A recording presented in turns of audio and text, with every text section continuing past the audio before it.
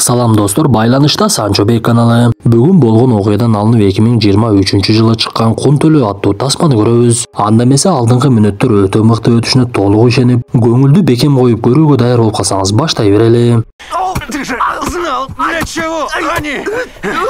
1980-жылдары Ливанда жарандык согуш башталып, мусулмандар менен христиандар бири-бирине каршы чыгышып, 170 миңден ашык адам бөлүп өлкөдө тартипсиздик башталат. Анан да чет элдик жарандарды уурдап кетишип, аларды кой берүү үчүн акча талап кылышып, кээ бирлери уурдалган бойдон белгисиз болуп Ливандан өз өлкөсүнө кайтпай да калышат. 1986-жылдын 31-январь айы Бейрут, Ливандын борбор шаары. Кореядан келген дипломат О Же Сук унаада бара жаткан. Бир кезде кылмышкерлер алардын унаасын токтотуп, О Же Сукту уурдап кетип эле өздөрүнүн унаасына жүктөшүп, андан соң дипломат келген унааны аткылап салышат. Бул окуя Кореяга жетип, министр элдин алдына чыгып түшүндүрүү ишин баштап, биз ал жерге уурдалган адамдын аялы менен баласынын келгендигин көрөбүз. Бирок окуядан кийин 1 жыл 8 ай өтсө дагы О Же Сук тууралуу маалымат чыкпай, кореялыктар дагы аны өлдү деп эч кандай куткарууга деле аракет кылбай калышат. Мындан соң кадр алмашып биз каарманыбыз Ли Мун Жунду көрө баштайбыз. Ал дагы буга чейин уурдалган О Же Сукка окшоп дипломат болуп иштечү. Каарманыбыз Ли көп жылдан бери Лондонго жумуш боюнча которулам деп даярданып жүрүп, бирок аны такыр эле которушпай, жакында эле жумушка орношкон жашыраак баланы кетирип жиберишет. Ошондуктан Ли башчысына келип арызданып жаткан кези болчу. Анда башчысы: сен көп эле капа боло бербе. Эгер кааласаң Иракка жөнөтсөк болот, ал жака эч ким баргысы келбей жатат. Ошондуктан ал жакта мүмкүнчүлүктөрүң көп болот десе, каарманыбыз бул сөздөрдү уккусу дагы келбей,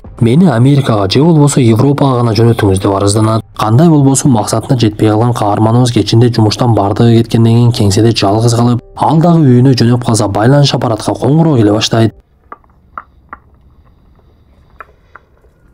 Ли шашылып эле коңгуроону алса, эч ким сүйлөп эле тырыктаган үндөр чыга берет. Анда каарманыбыз үндөрүн Морс алфавитиндеги белгилер экендигин түшүнүп, үндөрдү тамгага алмаштырып, тырыктаган үндөр бүткөндөн кийин мен О Же Сукмун деген жазуу чыккандыгын көрөт. Каарманыбыз бул маалыматты башчысына берип, башчысы дароо эле министрге жеткирип, министр адамдар менен сүйлөшүп эмне кылабыз деп эле бир чечимди издей башташат. Анткени бул такталбаган маалымат болгондуктан алар О Же Суктун чындап тирүү же болбосо өлүк экендигин билишкен жок. Ошондуктан азырынча бул маалыматты сыртка чыгарбай туралы деп сүйлөшүшүп, министрдин буйругу менен Ленин өзүнө тапшырма беришип, дипломаттын тирүү же тирүү эмес экендигин аныкта деп айтышат. Териштирүүсүн баштаган Ли эң эле биринчи Ричард Картерге барат. Бул адам бир кезде ЦРУда иштеп жүрүп, жакынкы чыгыш аймагын 5 колундай билчү. Ошондуктан каарманыбыз аны менен келишим түзүп, Ливанда тааныштары болсо байланышка чыгуусун суранып, О Же Суктун тирүү же тирүү эмес экендигин аныктап берүүсүн суранат. Муну уккан Картер маселе мамлекеттик деңгээлде экендигин түшүнүп, дароо эле макулдугун берип, каарманыбызга Швейцарияда жашаган Хейс Шайту аттуу адам тууралуу маалымат берет.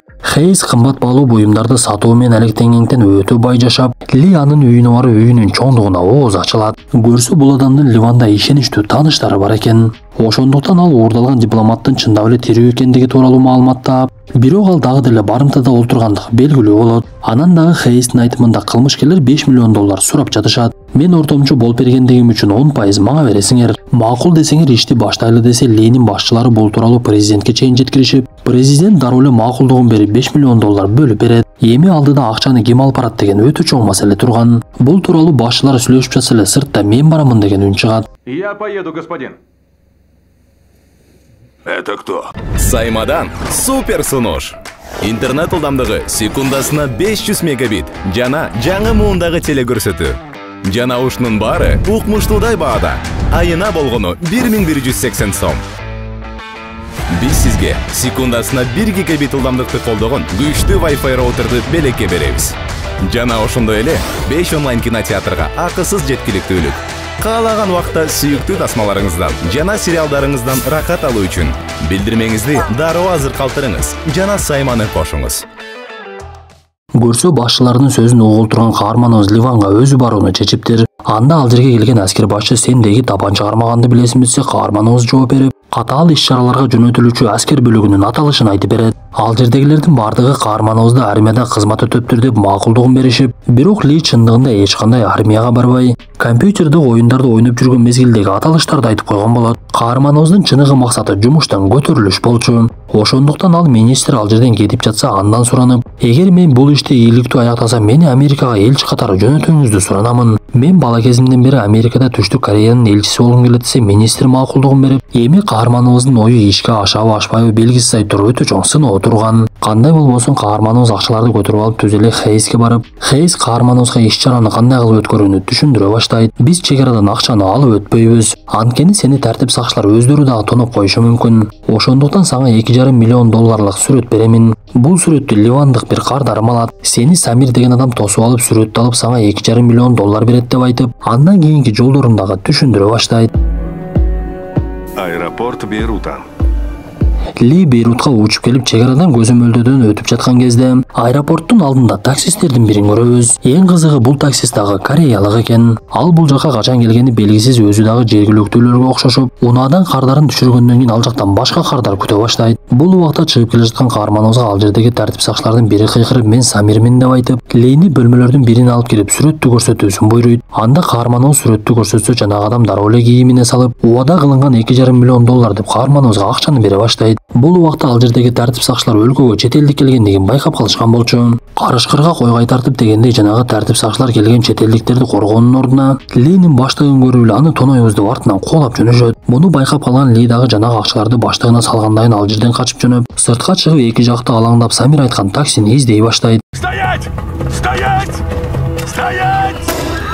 Бирок артынан тартип сакчылар такыр эле калбай каарманыбыз шашылып кетип, дайындалган унаага түшпөй корейстин таксисине түшүп алып, айдоочу дагы чочуп кетип, мылтыктын үндөрүн уккандан кийин айдаган бойдон качып жөнөйт. Алар аэропорттон бир канча чакырым алыс баргандан кийин гана айдоочу токтотуп каарманыбызды уруша баштайт. "Сенин айыңдан мен өлүп калайын дедим го. Эмнеге менин унаама түшөсүң? Карачы бул жерди кандай кылып коюсуң? Деги сен кимсиң? Каякта мага жабышкан кокот кенексиң? Унаамдан түшкүнүң дагы көзүмө көрүнбөй жогол" десе, Ли ага өзүнүн жагдайын түшүндүрүп, "Мен бул жакта мамлекеттик иштер менен жүрөмүн. Мени андан көрө байланыш аппараттары бар жерге алып барып коюңузчу. Мен акысын төлөп берем" деп 100 доллар берсе, жанагы айдоочу биздин таксисттерди эле дароо эле жибип кетип, "Эч кабатыр болбой эле кой, мына сени өзүн жеткирим" деп унаасына салып алып эле айдап жөнөйт. Бул убакта өлкөдө 1970-жылы башталган жарандык согуш дагы деле бүт элек болчу. Ошондуктан бирдиктүү бийлик жок болгондуктан ар кимиси өзүнүн күчүнө жараша жерлерди ээлеп алышып, жада калса өздөрүнүн аймагына кирүү үчүн атайын постторду да уюштурушат. Ли таксинин айдоочусунун жардамы менен башчысына коңгуроо кылып, адашып кеткендигин түшүндүрсө, ал Карим деген адамга барып жолуккун деп айтат. Биз ушул жерде айдоочунун аты Ким Пан Су экендигин билебиз. Ли бир кезде Кимге "Сен мага аягына чейин жардам бере турган болсоң, мен сага көп суммадагы акча беремин. Менин эми сенден башка таяна турган эч кимим жок" десе, Ким анын сунушуна көнгүсү келбей, "Эгер мага Америкага кеткенге виза алып берсең макулмун" деп айтат. Башка аргасы жок экендигин түшүнгөн каарманыбыз макулдугун берип, Ким ага жардам бере баштайт. Алар биринчи эле Каримди издеп Рамата мейманканасына бара жатышып, буга чейин айтылгандай христиандар ээлеп алган аймакка кирүүгө туура келет. Анда Ким дароо эле башындагы допусун алып, мойнуна крестигин эле коюп, ал жерден өтүүгө аракет кылып жаткан кезде унаанын жарылып кеткендигин көрөбүз. Давайте!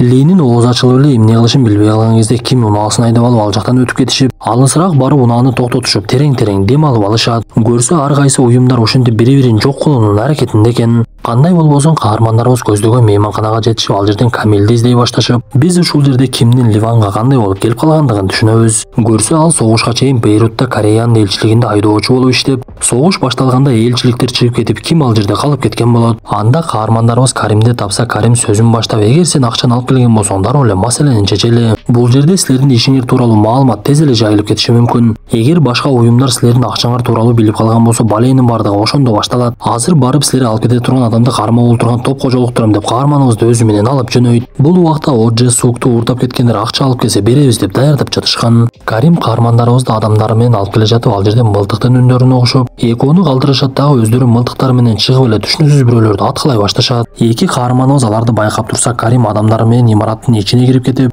Ли ошол малда унаа менен качып бара жаткандар Одже Сукту дагы алып бара жаткандыгын көрөт. Бир кезде алардын артынан Карим адамдары менен чыгып, качып кеткендердин бирин кармап алгандыктан дароо эле өлтүрүп салып, Не знаю.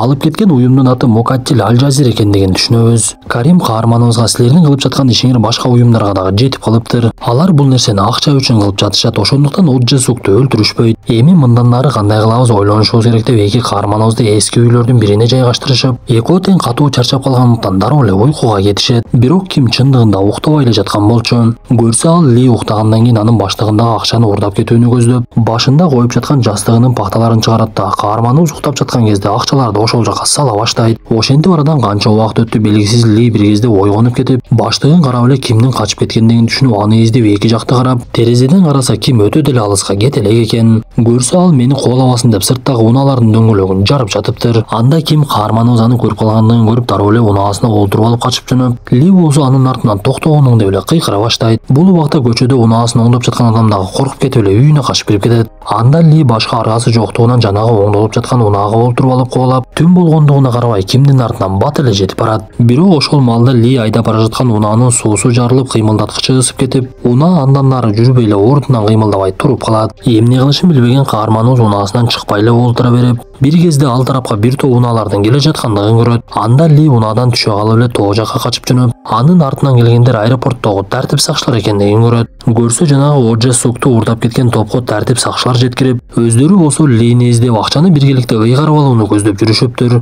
Алар унаада эч ким жок экендигин көрүшөт дагы жарылуучу затты ыргытып туруп эле кетип калышат. Как ты посмел украсть выкуп за человека? Бул убакта кимди сүйгөн кызы Лейла урушуп жаткан. Көрсө ал сүйгөн кызына барып акчаны уурдап кеткендигин айтса, Лейла бул нерсени такыр жактырбай, сен бул кылыгың менен эки үй бүлөнү бузуп жатпайсыңбы? Биринчиден уурдалган адам куткарылбай калса, экинчиден келген адам дагы кете албай калышы мүмкүн да. Мен сенден бул нерсени күтпөдүм эле, акчасын тез жеткирип берип кой десе, ким сүйгөнүн айтканынан чыга албай, акчаларды кайрадан калтага салып алып, каарманыбыз Лини издеп жөнөйт. Ал биринчи өрттөнүп кеткен унаанын жанына барып, ал жерден Лини таппай, андан соң жол кара издеп жүрүп суу самыр талааларынан көрүп калат. Аны көргөн Ли алсырап калгандыгына карабай кимге жини келип аны менен урушканга аракет кылып, бирок акыр аягы элдеши унаасына олтургузуп алып акчасын кайтарат. Анда каармандарыбыз болжолу жуунуп таранышып, кийимдерин алмаштырып, Каримди издеп табышса, ал бир-эки адамды тизелей чөктүрүп алып жазалап жаткан экен. Көрсө Карим Мукаттил Аль-Жахим уюмунун кээ бир адамдарын колго түшүрүп, О.Дж.Сукту да алардан куткарып калыптыр. Алар Линин баштыгындагы акчаны алат дагы ага унаанын ачкычын беришип, сен издеген адам көк унаанын жүк салгыч тарабында деп айтат. Анда каарманыбыз чуркап барып эле унааны ачып, О.Дж.Суктун аябай кыйналган абалда жаткандыгын көрүп, аны сабай беришип, ал адамдын бетине карагандан деле коркуп калыптыр. Каарманыбыз анын мындай абалда жаткандыгын көрүп, чыдай албай көзүнө жаш алып жиберет. Едем в Бейрут! Переверните весь город, но найдите! Туткунун жоготкон топтун башчысы Назим жини келип адамдарына бойругун берип, бул убакта Каримдин коргоосунда жүргөн каармандарыбызды издеп жөнөшөт. Каармандарыбыз 2 жылдан бери туткунда жаткан О.Дж.Сукту өзүнө келтиришип, ага өздөрүн тааныштырып, Ли ал адамга үй бүлөсүнүн сүрөттөрүн ала келген болот. Бир кезде эле жанагы зөөкүлөр ал жерге жетип келишип, Каримдин адамдары аларды байкап калышып, унаа чыга турган жалгыз жол менен келе жатса, алардын жолун жардырып жиберишет да каармандарыбыз качып жөнөшөт. Бул окуядан кийин Карим Лиге өтө жаман кабарын айтат. Көрсө О.Дж.Суну куткарганга чейин 2,5 миллион доллар берип, аны өлкөдөн чыгарып кетиш үчүн Кореядагы 2,5 миллион долларды Хейске которуш керек болгон. Бирок мамлекетте кээ бир саясатчылар бул тууралуу билип калып, акчанын которулуусуна тоскоолдук жасашып, каармандарыбыздын өмүрү кайрадан эле кылдым мизине илинип калат. Анткени кылмыштуу топ алардын артынан издөөсүн такыр токтотпой жатышкан. Карим бир кезде каарманыбызга баштык берип, эмислер өзүңөр аракет кылгыла. Өзүңөрдүн өмүрүңөр өзүңөрдүн колуңарда, бизде эч кандай күнөө жок. Өлкөңөр акчанын экинчи жарымын төлөөдөн баш тартыптыр деп каармандарыбызга ийгилик каалап, Ли аны менен коштошуп баштыктын ичинде тапанчалар бар экендигин көрөт. Анан дагы Карим каармандарыбызга эптеп чек арадан чыгып кеткиле деген кеңешин берип, чек арадан чыгып кетүүнүн картасын чийип берип, Хаджиди деген таанышынын дарегин дагы берет. Муну уккан Ким мен деле көптөн бери бул жактан кетким келип жүргөн. Шылтоо кылып силер менен кетип калсам окшойт. Бирок мен сүйгөн кызым Лейланы алып келейин, аны дагы өзүм менен кошо ала кетишим керек. Кореяга барсак мен ал жакта кылган кылмыш иштерим үчүн камап коюшу мүмкүн.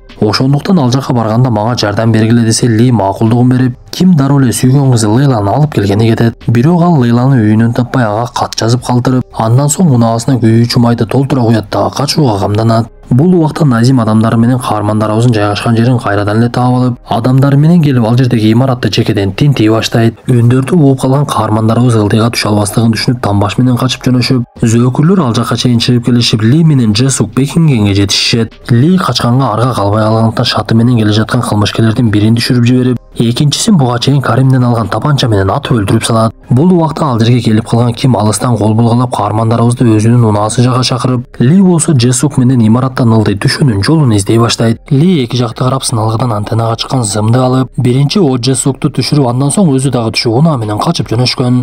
Убейте водителя, остановите их! Хоть одного взять живьем!